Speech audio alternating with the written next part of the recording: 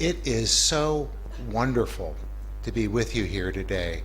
I want to start by telling you how much I've appreciated the generosity and the kindness of every single person that I've met in Karachi. To a person, they have all been kinder than necessary, and I very much appreciate that.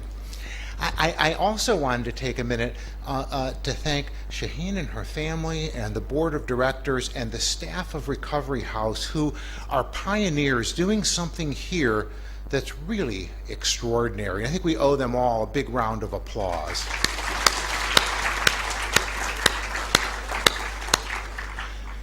And I want to thank all of you. We have family members here, caregivers, we have professionals.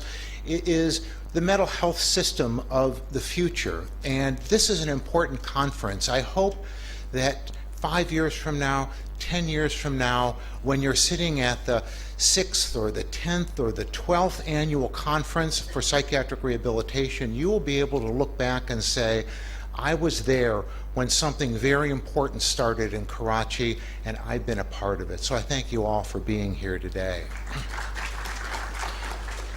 In the time I have, I want to talk about a couple of things. I want to talk about the evolution of psychiatric rehabilitation in the United States, and I want to talk about recovery and a couple of core elements that go into recovery to make it what it is. And these are things that we see at Recovery House. So that's my plan for the time I've got, and we have responders who will share their perspective on this against what's happening in Karachi. So let me start by saying that once upon a time things were really awful for you if you had a serious mental illness. Prior to 1750 or so, if you had a serious mental illness, by and large, you ended up shunned from your community, you ended up in jail or prison, you ended up executed, you ended up as an indentured servant or slave. It was really, really bad. And around 1750, a French physician named Panelist decided that this was a really bad thing for people with serious mental illness and began what he called moral treatment. And it was founded on the belief that we ought to be decent to people who have serious mental illness. And if we treat them well and with respect, and we give them some shelter and opportunity to grow, that they would get better. It was based in some of the emerging values of Enlightenment in Europe at that time, and really seemed to work for a lot of people. And it came to the United States with the Quakers, who were very interested in being kind to their brothers and sisters. And it was very effective for some people. And for some people, it didn't work very well, people who had very serious mental illnesses.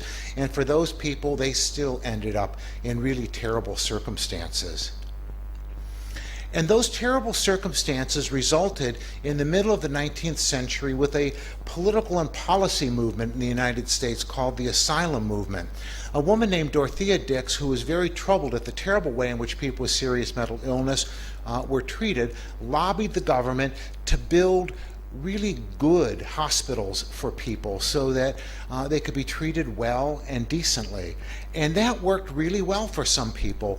And for some people, they didn't do very well in those circumstances, and those people often ended up again, when this kind of asylum treatment failed, in really deplorable circumstances.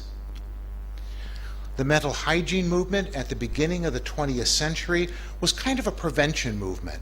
It believed that if we did a good job early on by doing intervention and good support and education for people, that we could prevent mental illness.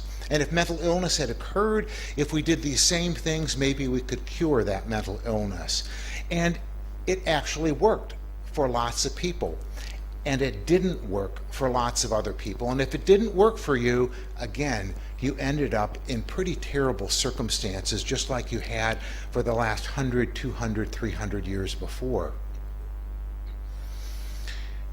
In 1965 or so, there was something called the Community Mental Health Centers Act passed in the United States. It was actually 1963. And what it did was to create a stream of funding for nonprofit organizations, NGOs, who wanted to build local mental health centers who could serve people with mental illness close to home. You don't have to go off to a hospital to be served. You don't have to be in the hospital forever.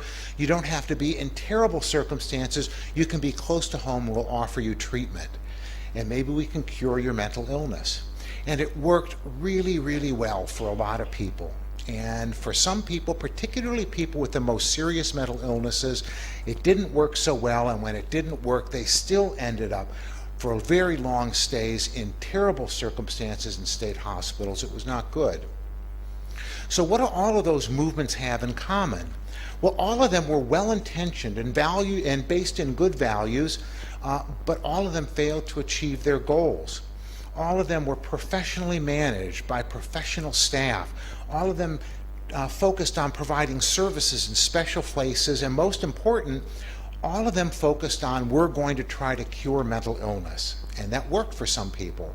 But when they couldn't cure mental illness, for people with very serious long-term mental illnesses, they didn't know what to do. They failed. And so people with the most serious mental illnesses still ended up underserved, in spite of the fact that there was this large array of mental health treatment out there for the population. A really radical thing began in the United States in 1980.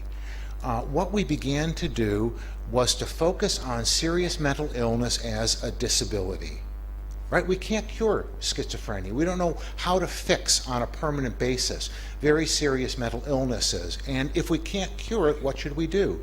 Let's treat it like a disability. Let's give people the skills and supports they need to have good lives in spite of the fact that they have a disability. I mean, think of what happens with somebody who is blind, or somebody with a spinal cord injury who's in a wheelchair. We don't say to them, oh, you're blind, so you have to live for the rest of your life in a special segregated place. You can never work, you can never get married. We say to them, you know, there are ways that you can get along in the world quite well, even if you're blind. You have a permanent disability, but if we teach you how to get along in the world, if we give you the supports you need, you can have a good life in spite of your disability. And that was the focus of psychiatric rehabilitation. And out of this movement came a whole flock of interventions like the things that Shaheen was talking about at Recovery House. Now, these interventions still tend to be very much driven by professionals, and what happened as a response to that is the recovery movement began to emerge. And you can think of the recovery movement, or sometimes in the United States we talk about it as the consumer movement, as something that emphasized very high levels of choice and control and ownership by the individual with a serious mental illness. And professionals still delivered psychiatric rehabilitation services, but they did it with people as partners. I'm here to be of service and to help you find your way in the world, and that you're in charge of your life and you're in charge of your mental illness, and I'm here to be helpful to make that work. They pioneered the use of collaborative strategies for intervention, and it's really been important. And today in the United States, if you walked into any community mental health system in the United States, they would talk to you about recovery being the core of what they try to do for people with serious mental illness. So we've made amazing progress, I think, in working with this. It's a relatively new field. I mean, psychiatric rehabilitation is only 35 years old. You know, the whole recovery movement is only 25 years old. This approach of living with a mental illness instead of trying to cure it is a radical change, but a really important one. And today you find these services across the globe, and you find them certainly in places like Recovery House. We've gone a long way in only 2 generations. In spite of how far we've come, we really have a long way to go. We're pretty good at this compared to where we were 10 or 20 or 30 years ago, but not nearly as good as we need to be. So think about this for a minute. What are your first thoughts when you hear words like schizophrenia, disabled, chronically mentally ill, severe and persistent mental illness, mentally ill, substance abusing? You know, if you're like most people, you think, oh, sick, disturbed, burdensome, broken, hopeless, helpless. We have generally bad reactions to those words. And I'm not sure why we do, because we know that we should have real optimism about recovery from mental illness. We know that over a long period of time, as many as 2/3 of people with the most severe mental illnesses become fully recovered. We know that no matter how ill someone looks today, no matter how disabled they are today, it says nothing. It does not predict how they're going to look in the future. Okay? And we're not very good at predicting. You know, we can't tell who's going to get really much better and who's not going to get better. We also know that the course of mental illness varies a great deal from person to person. We used to think that schizophrenia had, you know, a chronically debilitating, devolving, gets worse over time course. We know that's not true. Everybody has their own story and their own journey. We also know that while traditional interventions like hospitalization and medications are really important in helping to manage symptoms, they don't seem to be very well related to long-term outcome. We also know that our clients make lots of choices themselves about their own recovery, that they make lots of choices about what they're going to do and have a lot of control over their levels of recovery and happiness. The last thing I want to say about what we know that gives us optimism, we know that these kinds of psychiatric rehabilitation services improve the odds. So if you're a betting person, you know going into it that 2 out of 3 people will probably get much, much better.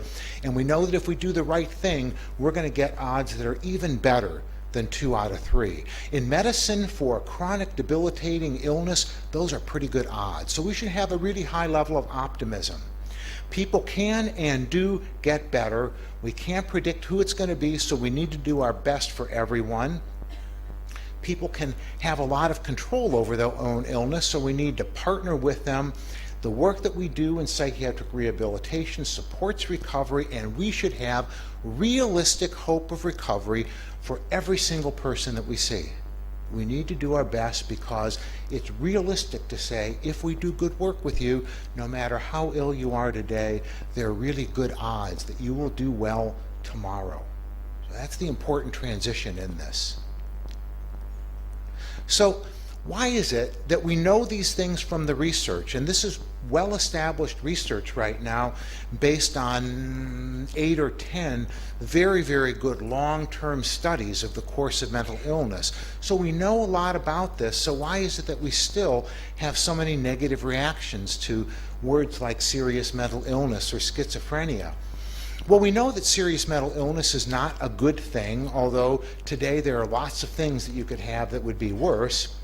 And all of us who work in the field or who are caregivers, you know, we've had some bad experiences with people who have serious mental illness. We've seen people at their worst, and it kind of pulls us to think about mental illness as always being bad. We are also vulnerable to the same cultural influences that everybody else is. Stigma and bias aren't unique to everybody except us. We get pulled by those as well. Some of us have had outdated training who work in the field. Some of us aren't reading the new research and really don't understand the causes for optimism. And as a result, often in the field, we ourselves lack hope for the people that we provide services for. We don't believe that they are going to or should be expected to recover. We tend to believe that recovery from mental illness is a rare thing and shouldn't be expected, right? That recovery isn't the norm, but it is. It shouldn't be the exception. So let me talk a little bit about recovery and what we mean by recovery. I love this definition from Bill Anthony, who's kind of the great-grandfather of psychiatric rehabilitation. I worked with him at Boston University for several years, and Bill used to say that recovery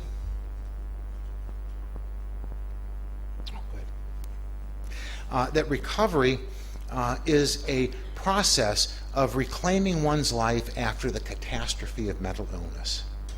That recovery is all about how you take your life back after mental illness occurs. Now, people are naturally resilient, right? You know, recovery is a natural process. It happens in all of our lives. We see it in all of our lives after traumatic events. And I will guarantee you that every one of us in this room have experienced terrible events in our lives at one time or another. I mean, there are only two kinds of people in the world. There are people who have experienced these kinds of terrible events and people who just haven't been on the planet long enough, but if they stick around, bad things will happen in their life. And in spite of these bad things that happen in our lives, we recover. We bounce back, whether it's from a physical disability. You know, people who have spinal cord injuries and end up in wheelchairs, 1 year after their injury and 1 year after they're in a wheelchair, have levels of happiness and personal well-being that are just about the same as they were before their injury. They recover, they have resilience. After the death of a loved one, after economic setbacks, losing a job, after sustaining war-related losses, or losing your home in a natural disaster, these are all terrible things that are awful for us to live with, but we manage. We go forward in spite of those things because human beings are hardwired to be resilient. So think for a minute in your own life about something bad that happened. I mean, get a picture of that in your mind. What is it that happened? You know, what were you like in the weeks and the months after it occurred? You probably weren't at your best. And what helped you to recover? What helped you to get through it, even though there were times when you didn't think that you could or couldn't see the path forward? Everybody have an image of that? It's true for all of us. You know, in my own life, the example I always talk about is the death of my son from SIDS, and my world stopped for a period of a couple of months. I didn't go to work. I'm not sure what I did for 2 months. It was very difficult, but in spite of how hard that is, over time, all of us find our way to get going again and start living. And when we start living again and we begin to edge back into the world, when we recover from tragedy, what do? We go back to work. We go back and start spending more time with friends and family. We start doing our hobbies and the things that give us pleasure in life again that we maybe stopped doing in the aftermath of the tragedy. We begin doing household chores again, and we may start our spiritual practices because many people question their religious beliefs when something really awful happens in their life, and it may take time to come back to that and recover from that. We start having more fun and enjoying life again. We reclaim our lives in the aftermath of a tragedy that we experienced. So in that sense, in the sense of recovery that we talk about it in psychiatric rehabilitation, we mean that recovery is finding your own place in the world. It's finding peace of mind. It's friends and family and opportunities to grow and be who you are. It's a chance at a job and a home and marriage. It's activities that give you your own sense of meaning and genuine pleasure. It's authentic happiness, in spite of the fact that bad things have occurred. In psychiatric rehabilitation, recovery doesn't mean that you're cured. It doesn't mean that you will never have symptoms of mental illness again. It doesn't mean that you'll never have problems again. It doesn't mean that you'll never have a relapse of your mental illness again. It doesn't even mean that you're going to have a life like the one that you originally thought you were going to have. But what it does mean is that you can have a good life, even if it's not quite the life that you expected to have. And really, that's okay. I've talked with this about some of the staff at the Recovery House, that there probably aren't many of us who are doing exactly what we dreamed we were going to be doing when we were in 3rd or 4th grade. You know, when I had to write that essay in 4th grade about what I was going to do when I grew up, I didn't say, well, you know, I think I'd like to work with people who have schizophrenia and help them get out of the hospital. And, you know, most of us come into this work and most of us come into the jobs we have and the lives we have in ways that are a combination of planned and wonderful accidents. And in recovery, it doesn't mean you get the life that you originally planned, but you discover that you can have a good life in spite of the fact that it's not quite the life you planned for. So what's the current state of the art when it comes to psychiatric rehabilitation? We know that most people recover from mental illness. We know the goal is not an end to symptoms, but it's a good life, friends, family, job, and so on.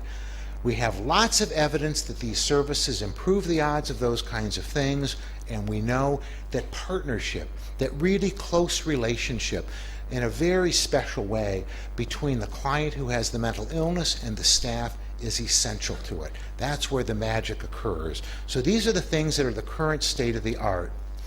So I thought I'd spend a little time talking about, how we're doing that, about another half hour, talking about the two components of the current state of the art for psychiatric rehabilitation. And the two big things that seem to drive this process. And these are values and evidence-based practices. And both of these are really essential if we're going to have success. And you'll hear as the day goes on maybe some more about Recovery House. And in the several days that we've had to spend there, it is so clear that at Recovery House the right values are there and the use of the right practices is there. That's what makes psychiatric rehabilitation work. So let me start by saying that our values make a difference. Our values make a difference. And sometimes in medicine and in behavioral health, we treat it like it's a technical exercise, right? If only we find a way to do the right surgical intervention, we'll fix the person and their life will be good again. If only we find a way to give them the right antibiotic, it'll take care of everything. If only we find the right medicine for somebody with a serious mental illness and get the right molecules in their body, it'll all be better again. And that's just not enough. Those are really important things, but they don't give you your life back. You know, we know that if we're going to help people get their lives back, we have to treat them in a certain way. We have to treat them with the right kinds of values. The truth of it is that we usually get in life what we expect. And if we expect that people with serious mental illness will always be sick and will never get better, they tend to be sick and not get better. And if we expect that good things will happen and that people with serious mental illness will recover and that our work together makes a difference, people have a greater tendency to recover. One of my colleagues, a man named Jerry Dinson, from Chicago, was the executive director of a large mental health organization and a very busy man. He did a lot of training and traveling and consulting. And in spite of being the executive director, he also carried his own caseload. He has a case manager for a small group of people. But what that meant would be he would go away for a week at a time or 2 weeks at a time, and his clients would be behind. And every now and then he'd be going away, and one of his clients would be starting into some kind of a psychiatric crisis, and Jerry was going to be gone. And Jerry would say to them, wait a minute, you're not allowed to have a crisis for the next 2 weeks. Right? I'm going to be gone. I'll be back in 2 weeks. Just hold off on it for 2 weeks and we can deal with it then. And it was amazing the number of people who were able to hold off on their crisis for 2 weeks until Jerry got back. Right? It's because he set an expectation. And he said, you have your own power and you have a lot of control over your life and your illness. Exercise that power, exercise that control, and I'll be here to help you and to make that work for you. If we treat people with serious mental illness with respect and compassion and kindness, it improves outcomes. And we've known that for a long time. Before we had medical interventions around mental illness, remember, go back into the history in the United States of serious mental illness, all we had was treating people with respect and compassion and kindness, and it worked. There's not much that doesn't get better with those kinds of values. It doesn't mean it fixes everything, but it makes a difference. And so starting from that point of view that we're partnered together, you're an individual, I'm here to be of service, I have hope for you, I have respect for you, I have belief in you, I know you can do it, makes a big difference. So we start with those kinds of things. And if you value the individual as a person, You know, if you talk to them and stay with them about their own personal needs and dreams, and we work at serving that person to make their own needs and dreams taken care of for them, it makes a big difference. Right? That's sometimes hard to do because, you know, in our training we're sort of taught about categories of people. This is a schizophrenic. This is a person with bipolar disorder. This is borderline personality disorder. And we tend to think that that means that everybody with schizophrenia or bipolar disorder or personality disorders are all kind of the same. And they're not. Everybody is unique. Everybody's story is different. And in psychiatric rehabilitation, we value that individuality. We celebrate the individuality of that person and the opportunity to be a part of their individual life. You know, one of the most striking things for me when I visit programs, and I've visited programs in many parts of the world and all over the United States, and I've always joked, when you walk into a program, in 10 minutes you can smell which is a good program and which one isn't. And one of the biggest differences between a program that's a really good psychiatric rehabilitation program and one that still needs a lot of work is the degree to which the staff enjoy the time they spend with their clients. You know, their ability to celebrate and enjoy and value the individuals and the privilege of working with them. I see that here at Recovery House when you walk in the door. People really like the people that they're working with. They approach them with respect and compassion and kindness. They approach them with optimism and hope, and they really enjoy that relationship. Psychiatric rehabilitation has always been a values-driven field. You know, the values of respect and social justice. We want you to be treated fairly. And treating people with the belief that they have strength and everybody has capacity to grow and get better. And that we have partnership with people and that people should have choice. That doing things in the community and helping people to get lives back in the community, like our lives, is the way that we need to go. The use of natural supports. Focusing on whole health, making their physical health and their spiritual health better, as well as their mental health. That cultural diversity is important. You know, psychiatric rehabilitation programs are present in countries all over the world, and they look kind of different all over the world. You know, a psychiatric rehabilitation program in New York City does not look the same as it looks in Hong Kong. And that doesn't look the same as it looks in Indonesia or Malaysia, and that doesn't look the same as it looks in Singapore, and that doesn't look the way that it looks in California. You know, every place is unique. It's got to fit the culture, but we know that if we value and respect the diversity of the community and of our clients, that we can apply in an appropriate way these kinds of values and interventions and make them work. And psychiatric rehabilitation has always celebrated that kind of diversity. And most important is that concept of hope. You know, and it's important for us because there are times when our clients lose hope themselves. My life is over. I'll never get a job. I'll never get married. My friends and family and brothers and sisters are all moving on, and I'm stuck with this mental illness. I have no hope.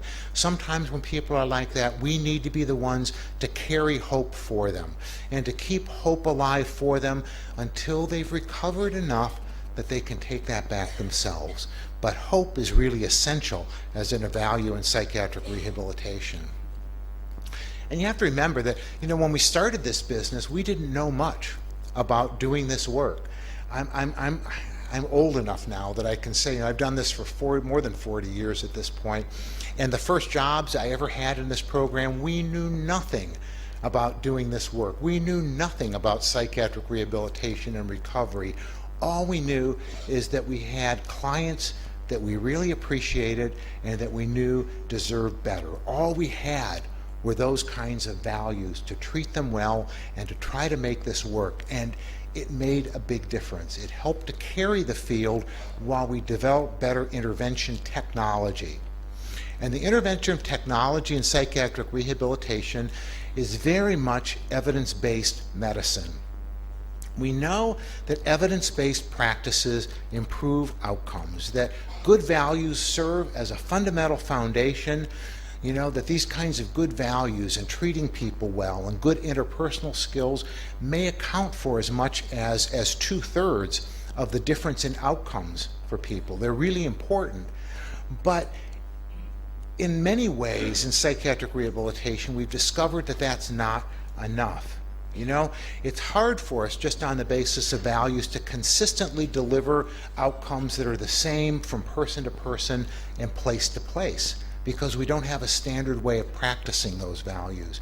It's hard to replicate programs, because how do you pick up a program that's doing well and move it off and make it happen someplace else when the whole program is about the values and the compassion of the individual staff? How do you replicate that someplace else reliably? And how do you provide services for people who have the greatest needs? For example, we know that these kinds of value-driven programs make a big difference for a lot of people, but people who have the most complicated and difficult conditions and disorders and circumstances, they may not be enough. They need more. And the more that they need are great interventions. And those interventions, as I said, in psychiatric rehabilitation are evidence-based practices. And today in psychiatric rehabilitation, we have a whole flock of really good evidence-based practices. And I'll talk a little more in the final workshop about evidence-based practices. But I wanted to say here that we have a long and growing list of interventions that are not just nice things that somebody dreamt up one day and started doing. These are things that have been developed and written down in a formal, manualized way so that they can be done over and over in different places, that have been tested and researched, and that have been demonstrated to be effective. And so we have a whole group of those interventions that are now available, and you see a number of them happening today at Recovery House. But these are interventions like assertive community treatment, which is the oldest and the most researched evidence-based practice in this whole field. This is an amazing, amazing intervention. I'll tell you a little bit about how these things happen. There was a group of staff led by a social worker and a psychiatrist at a state hospital in Madison, Wisconsin in the middle 1970s who said, I think we can do better than delivering services on a hospital unit. We have people here who stay here for a long time. They ought to be in the community, but they need support. They need help. What if we took the nurses' station here at the hospital and all of the staff on the hospital unit associated with the nurses' station, and we picked it up and we moved it to a house in a neighborhood in Madison, Wisconsin. And that house will be kind of like the nurses' station. We'll have all of our staff there. And the whole community will be kind of like the inpatient unit. And people with serious mental illness can go do their things on the inpatient unit, but in this case it was the whole city. And we'll go out and work with them just like we would on the inpatient unit, but instead of being contained in the hospital, we'll go out with them to their own homes and to jobs and to all kinds of places. We'll just take it and move it out. And this was such an interesting and radical idea that people said it just might work. And people began to do research around this. And today, that intervention, assertive community treatment, has been replicated in dozens of countries and in hundreds of gold standard random assignments evaluations. And in every single one of those evaluations, we find that doing that kind of assertive wraparound outreach with people results in less crisis, greater tenure in the community, less hospital time, less time in the emergency room, less burden for family members, and higher quality of life. In fact, in the United States, you probably couldn't get anybody to fund a research project on this anymore because it's kind of settled science. There are books that describe exactly how to do this. There are fidelity measures so that you can evaluate the degree to which you're doing that program the way it was laid out and intended to be done, so that you can clone the program and replicate it over and over and over again and make it work. And there are those kinds of programs now all over the world. So that's how evidence-based practices develop. It's a good idea that people standardize through manuals and training and teaching supports who replicate it in a range of places, who do research on it, and then once they figure out this really works, do it over and over again in different places and evolve it over time. But assertive community treatment isn't the only thing we know about. We know about supported housing. We know about things like supported employment, that if instead of putting people into sheltered workshops, we get them into real jobs and support them on the job, that it works even better.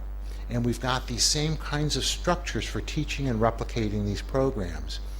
We know a lot about peer services. How do you help people who have their own histories of serious mental illness to step up and be leaders, to step up and be supporters and educators for other people who have serious mental illness who may not be as far along in their recovery?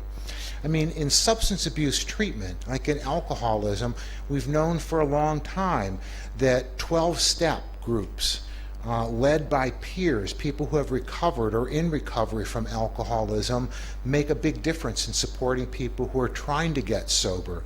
The same thing works here, that people with serious mental illness histories who have their own experience with recovery can tell their stories and support their brothers and sisters who have serious mental illness in very special ways. And we've got a lot of research around that now. Wellness management and recovery, or illness management and recovery, a process of setting goals and doing planning, WRAP, wellness recovery action plans, family psychoeducation. And I know we've got lots of caregivers here, and you know, in the next workshop I have, I'm going to talk specifically about families. But we know that one of the most powerful things that we can do, and there's lots of research about it, is to provide support to family members so that they can support their loved ones more effectively. It's a standard evidence-based practice now. Cognitive behavioral treatment for psychosis, and some of the traditional medical and psychological interventions, like medication algorithms and so on, have been moved over so that we now apply those in the context of psychiatric rehabilitation with really good outcomes. And I could go on. There are several others that we could talk about. But the thing I want you to understand coming out of this is that we discovered through hard learning that we had to be kind and compassionate and nice and decent and respectful in psychiatric rehabilitation, and that made a difference. That if we approach people with the right values, we could help them recover. And we also discovered that we needed to do more than that, that we needed good interventions that would help us to do that. These values that I talked about and the interventions I talked about need to be integrated.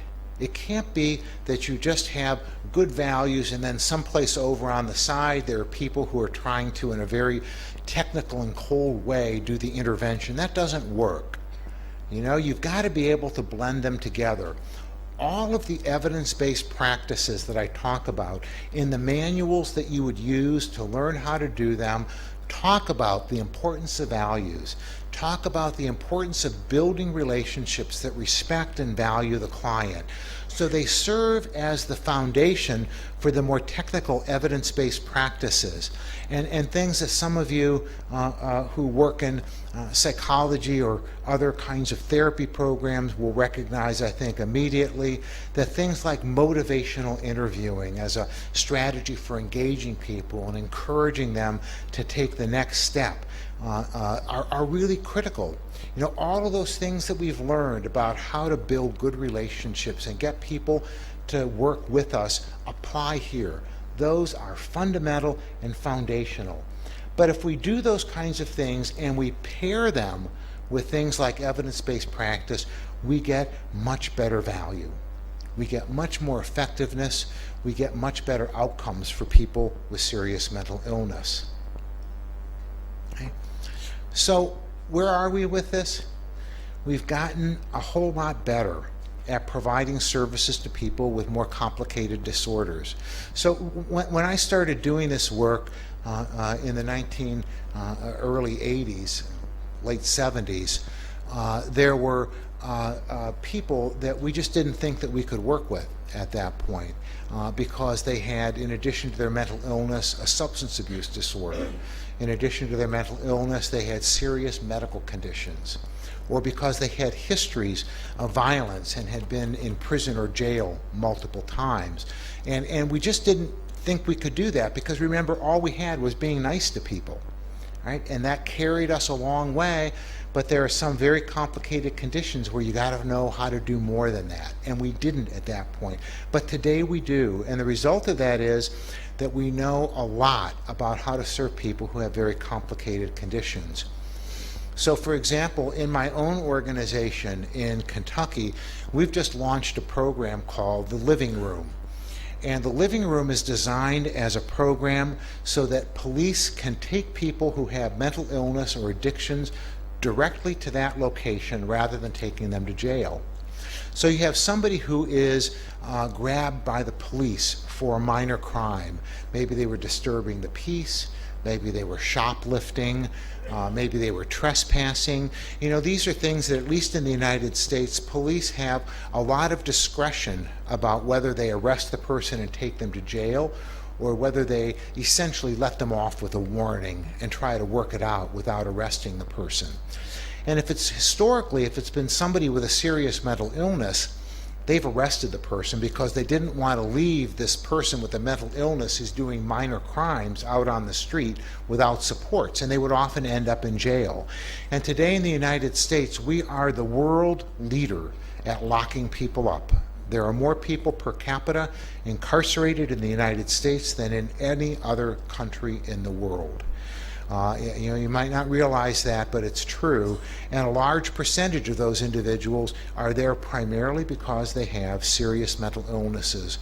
The most conservative, careful numbers we have are that 16% of people incarcerated in the United States have serious disabling mental illnesses, and another 25 to 35% have less serious mental illnesses, but still significant mental illnesses. That's a terrible indictment of the way that we tend to do things in the United States, and it's something we're trying to break with the Living Room. So we've created this place where police have an option.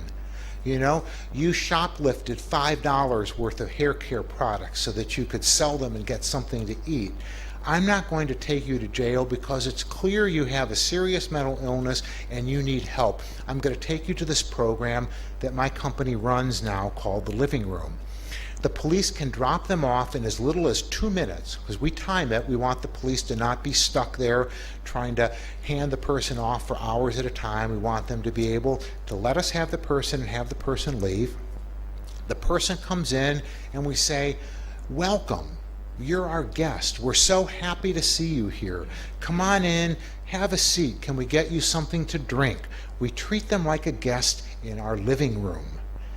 And the only one more thing about it, the staffing for it is all run by non-professional staff who have their own histories of serious mental illness. Right? So we've got people with serious mental illnesses that we haven't evaluated yet. We don't know what other problems they have, that the police brought in because they're breaking the law, and we're turning them over to people who don't have degrees in any mental health profession to help them to get along in the world. Right? And it works really, really well. And it works well because we use a range of evidence-based practices in that program that make sure that those staff, even though they're paraprofessionals, have really good tools for engaging the person, for assessing the person, for doing case coordination, assertive community treatment. We can serve people today that 5 years ago or 10 years ago we couldn't serve because they were too complicated, because we have better evidence-based practices in addition to our values. We've gotten much better at helping people with serious mental illness to get regular lives back. We have better outcomes. We're much better at helping people get their own decent, safe, and affordable homes, at getting real jobs in the community, at competitive wages, at going back to school and getting their degrees. These kinds of evidence-based practices paired with good values have helped us to reduce stigma. Because while I hear a lot about stigma with mental illness here in Pakistan, there's a lot of stigma in the United States about mental illness as well. And there's nothing that works as well at reducing stigma as helping people to get their own place to live and a regular job. right? We know from research that the two things that reduce stigma are you want to give the people around them good information, and you want to give them the opportunity to have contact with the stigmatized person in normal, socially valued roles. So that if we can do community education, and we can have people with serious mental illness out there doing regular things and being friends and family and coworkers, what do you know? People don't attach the same kind of stigma to mental illness, and we've made real progress with this. We've improved quality of life for people, and our clients have much more satisfying lives and recovery. That process of helping our clients to reclaim their lives in the aftermath of a mental illness is significantly enhanced. We're better at what we do because we can take these underlying soft skills and values and pair them with good technical, research-based, evidence-based practices and get great outcomes. Now, we've got a long way to go. I've talked a little bit about all the wonderful things that we're doing in the United States, and I don't want to give you the sense that we've got this fixed. One of the things that's really striking about the United States that you may not realize is there's not just one mental health system in the United States. Every one of the 50 states runs mental health services differently. And sometimes even within those states, the mental health system looks different from area to area. So in a state like California, a very large state, lots of diversity, it's run on a county basis. So that in California, you've got 80 or 90 different mental health systems alone. So there's a lot of variety. And in some of those locations, the system is really, really good. You would look at it there and you would say, wow, that is state of the art. Why can't we do that here? Some of the places it's not as good. So there's a lot of variety, but in the best places we do great things, and all over we still struggle with some things. And I wanted to touch on those because I don't want to give you a sense that we've got this all fixed. We often struggle to get clients engaged who really are reluctant to get engaged. I have a project that I'm involved in right now in my company where we're trying to reach out to people who are in and out of the hospital and the emergency room a lot and really need our services but don't use them. And we'll show up at their door and we'll say, hi, we're here from Centerstone. We want to offer you good services that will help you to stay out of the emergency room and the hospital. And the response is, go away, I don't want to talk with you. Right? And so what do? We're trying to build approaches to do that, and we don't have good standardized ways to do it. I mean, what we have right now is to keep going back and to do things like after 2 or 3 visits and they throw us out again, we say, you don't have to come to services. I just dropped by to say hello. How would you like to go out for a cup of coffee? Let me buy you lunch. Right? I'm not trying to sell you anything. Let's just go have lunch and I'll pay for it. And to build those kinds of relationships so when the person does have a crisis, they remember that person and say, well, maybe they can be helpful to me now. That's the best that we've got. We struggle to engage people who are reluctant to get engaged with us. We've made a lot of progress with employment for people with serious mental illness. We know today that with the right services, more than half of people with serious mental illness and the most severe mental illnesses can work at least part-time, can be successful at working at least part-time in regular integrated jobs at the same wages as everybody else who does that job. But that's only half. We've got a long way to go with that. We've got big sections of people with serious mental illness who have complicated conditions, and we just haven't figured out how to do that as reliably.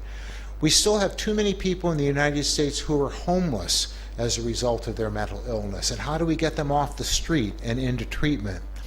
We know that we've got too many people, as I mentioned, in jail and prison with serious mental illness. And while we're running a number of programs in my own company to prevent them from going to jail and to help them to get out and stay out, it's still too common. We don't have good, reliable ways to do that. We know that people with serious mental illness in the United States and globally die earlier than the general population. In the United States, life expectancy for people with serious mental illness is 25 years shorter than the general population. I mean, that's like Republic of the Cameroon kind of life expectancy. It's Haiti level life expectancy. And in a country as rich as the United States, it's shameful. And we're working on strategies, and Dr. Batch is going to talk about some of those in her workshop on how we integrate better medical care with behavioral health care. But that's a new area for us that we're trying to figure out how to do reliably.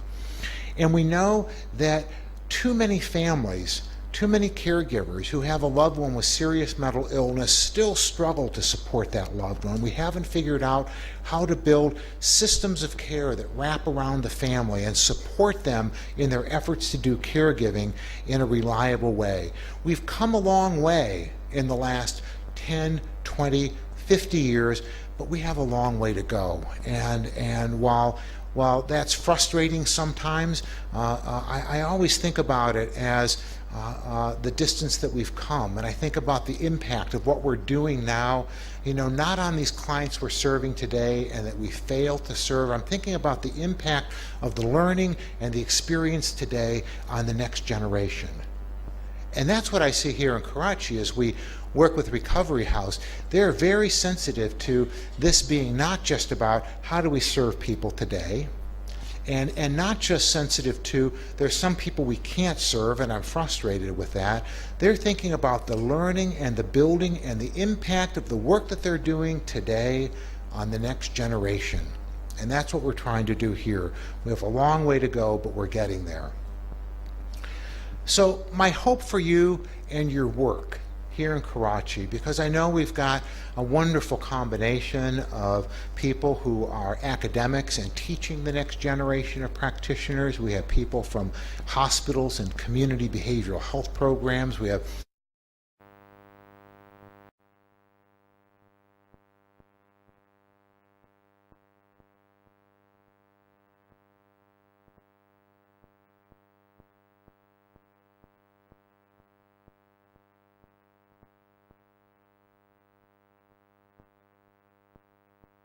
much as I shared, but I want you to be able to learn from what we've found globally about what works and what's possible, and to challenge you to think about how we could do more of that here. Maybe you can't do everything that people have found would be of value, but maybe you can do 10% more over the coming year. I want you to think about ways to take good care of each other, because this is really hard work. And I said in the beginning that I was so grateful to everybody that I've met over my time for being a little kinder than necessary to me. And I think that's a good way to go through life. How can we, as we do this work, be a little kinder to each other in supporting each other? How can we make assumptions that everybody is trying their best? And sometimes when it doesn't work as well, sometimes when we hit rubs and we have frustration because we didn't get as much referral information as we thought we should get, or you didn't get as much response from the program, or the family didn't do some things you wanted them to do, or the providers didn't step up and do some things. Let's approach this from the point of view of assuming that everybody's trying their best, and this is hard work for all of us. So let's take good care of each other. Let's find ways to learn from our experience and get better at this every day, and celebrate the progress we made. I mean, I was really serious when I said I want everybody to come back here 5 years from now and say, wow, I was there when we started this, and look where we are today. One of the things I've said to Shaheen several times on this visit is that while she and I have talked and done work together by Skype and telephone and so on, I've done some of that with my colleagues at Recovery House, I was amazed at how good and solid the foundation for services here is today. It has come such a long way in such a short period of time, and all of us should take time to celebrate the progress that we've made. We have a long way to go. There's always more to do. There's the next hill to climb, always.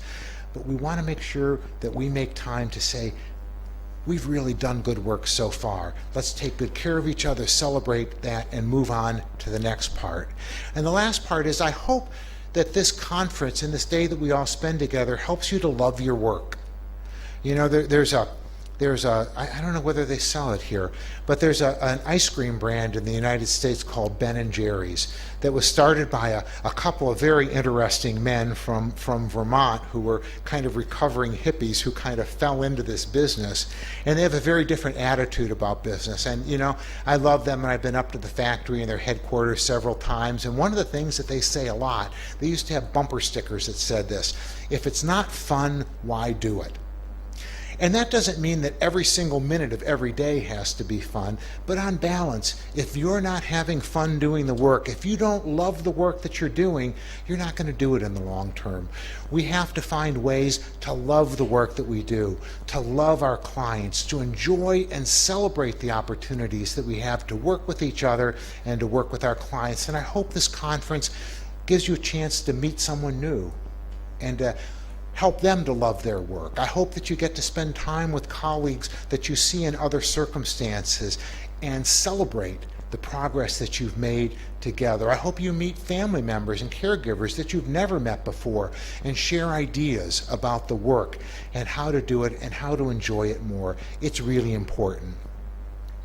And for the day, my biggest wish for you is that you learn one thing that you can start doing tomorrow that will improve the quality of psychiatric rehabilitation work here in Karachi. You know, something that doesn't take another giant pot of money to do, something that you don't need your supervisor's permission to do, something that you can go back and start doing tomorrow. And maybe it's as simple as doing a better job of listening to your clients and helping to work inside their frame of reference with their own dreams rather than in what you think their dreams should be. It could be something small and simple. Or maybe you'll walk away from here with a really big dream, and maybe you've got the resources to make that happen. And maybe you're a teacher in a university, and you say, wow, we're going to start building a course that includes psychiatric rehabilitation content so we can do a better job of training the next generation. But whatever it is, I want you to walk away from today with a commitment to doing at least one thing that is in your control that's going to improve the quality of work that this entire community does for people with serious mental illness.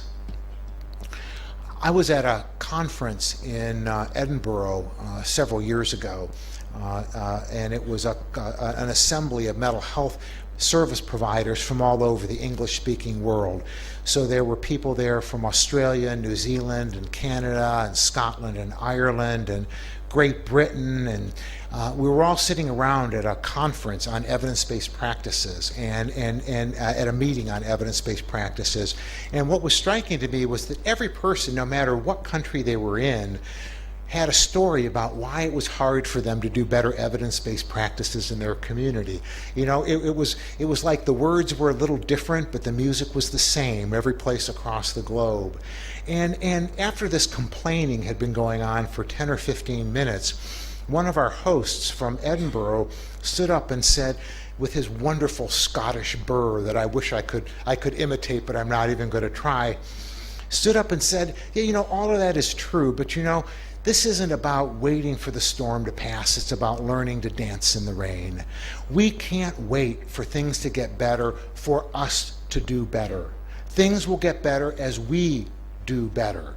You know, there's a truism in cognitive behavioral treatment that I know a lot of you are familiar with, that people don't get better by waiting to feel good and then starting to change their life when they feel better. People feel better when they start to make changes in their lives. That's how progress happens. And we'll make progress if we say we don't have everything we need. There are things we wish we had. There are things we don't know how to do. But we're going to step forward and we're going to make it happen anyway. And by doing that, we'll be better next year than we were this year and better the year after again. And that's what my wish is for you. And I hope that all of you get some of that during the day we spend together. So I thank you all for being here.